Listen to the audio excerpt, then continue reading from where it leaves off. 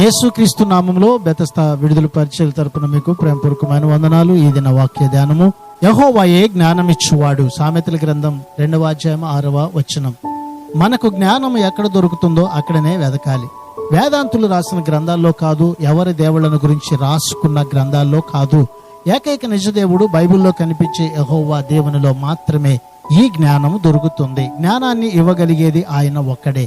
మనము దేవుని ఎరిగి ఉంటే ఆధ్యాత్మిక జ్ఞానమంతటికి మూలాధారం దగ్గర ఉన్నామన్నమాట.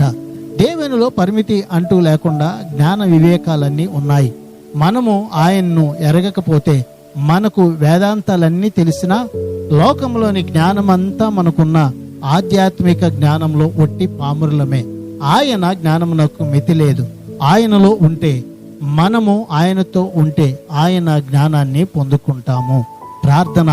మహాపరిశుద్ధుడా, మహోన్నతుడా, జీవాధిపతి, మా మంచి యేసయ్య, మరొక నూతన దినాన్ని మాకిచ్చినందుకు నీకు వందనాలు, స్తోత్రాలు చెల్లిస్తూ మేము నీ ద్వారా కలిగే జ్ఞానమును అనుభవిస్తూ ఈ లోకంలో నీ నామానికి మహిమకరంగా జీవించినట్లుగా మమ్మల్ని జ్ఞాపకం చేసుకోమని యేసు నామంలో ప్రార్థించి అడిగి వేడుకుంటున్నాము తండ్రి.